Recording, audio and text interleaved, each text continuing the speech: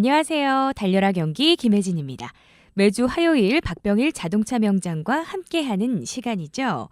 이 시중에 나와 있는 많은 타이어들, 그중에서 내 차에 꼭 맞는 타이어는 어떤 걸까요? 지난주에 이어서 오늘도 타이어를 선택할 때 고려해야 될 사항들에 대해서 좀 자세히 살펴보는 시간을 마련했는데요. 지금부터 박병일 자동차 명장과 함께 자세히 알아보시죠. 안녕하세요. 네, 안녕하세요.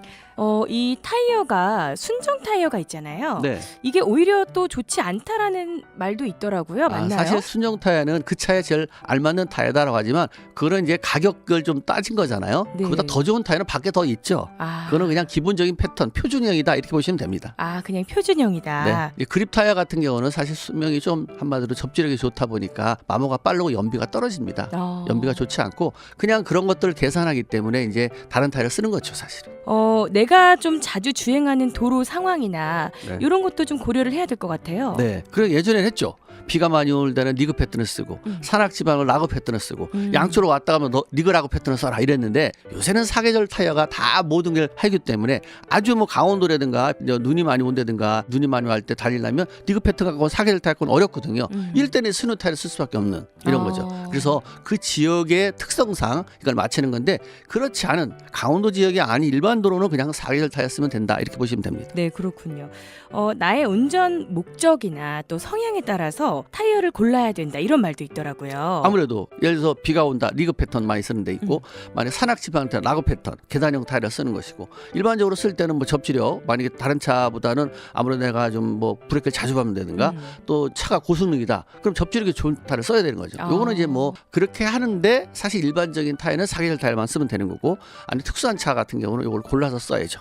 스포츠카나 좀 내가 고속도로에서 좀 많이 달리는 편이다. 그럼 접지력이 좋은 차를 쓸 수 그럼 타이어를 쓸 접지력이 수밖에 좋은 없죠. 거. 예. 아니면 좀 나는 안전운전 서행을 하는 편이다. 그럼 이러면 사계절 타이어 쓰는 거죠. 사계절 타이어 그냥 네. 쓰면 되는군요. 그러면 우리 그 럼플렛 타이어 있잖아요, 네. 명장님. 수입차에는 요거 좀 끼시는 분들도 많더라고요. 네. 럼플렛 타이어가 그냥 좋기만 한 건 아니죠. 사실 럼플렛 타이어는 타이어가 펑크가 났을 때 금방 바람이 빠지지 않아서 한참 동안 80km로 몇 킬로까지 주행할 수 있다 이런 타이어예요. 근데 가격이 비싸잖아요. 비싸요. 기존의 타이어보다는 분명히 좋은 건 사실인데 가격이 비싸니까 굳이 럼플렛 타이어 같은 경우에 뭐 고속도로를 뭐 계속 달리는 차 아니면 또 뭐 스포츠카 속도를 내는 차라고 보면 그 차를 쓸 수밖에 없는 거지만 일반적인 타이어는 굳이 럼플렛 타이어까지 쓸 필요 없습니다. 왜냐하면 만약에 고속을 달리고 경주하거나 또 아니면 아무래도 좀 긴 장거리 뛰게 되면 펑크가 나왔다 고속도로에 그러면 다시 펑크를 떼우려면 조건들이 따다롭지 않습니까? 네. 그럴 때는 이제 럼플렛 타이어를 쓰는데 일반적인 도로에는 그냥 사계절 타이어 쓰면 뭐 아주 이상 없습니다. 이 겨울철에 럼플렛 타이어가 좀 잘 미끄러지는 경향이 있는 것 같은데 맞나요? 그런 이제 타이어 재질상 다를 수가 있습니다. 그런 이제 재질이 어떤 거냐, 어떤 용이냐, 같은 럼플렛 타이어라도 어떤 거냐에 따라 다를 수가 있어요. 예를 들어서 지금 수입차에 쓰고 있는 것 같은 경우는 럼플렛 타이어가 좀 빨리 마모가 되죠. 네. 왜냐하면 워낙 차가 고성능이다 보니까 빨리빨리 또 접지력이 있어야 차가 쓸 거 아닙니까? 그래서 좀 마모를 이기는데 타이어 재질상 다를 수가 있습니다. 성향별로 이 운전자의 성향별로 좋은 타이어를 좀 추천해 주신다면 어떤 것들이 좀 있을 수 우리나라 있을까요? 사실 뭐 요새 뭐 타이어가 수입차도 낄 정도이기 때문에 또 비행기 타이어도 만들고 있잖아요. 그렇기 네. 때문에 뭐 우리나라 타이어가 사실 외국 타이어에 비해서 뭐 이렇게 떨어지는 건 아닙니다.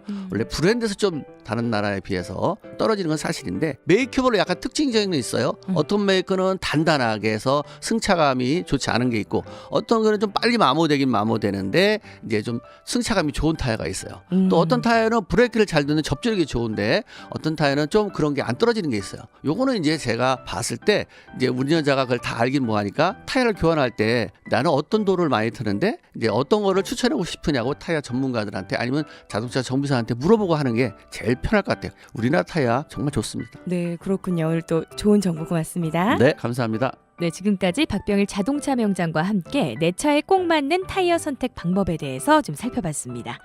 일자리 넘치는 안전하고 따뜻한 경기도 협찬 달려라 경기 지금까지 진행의 김혜진이었습니다. 고맙습니다.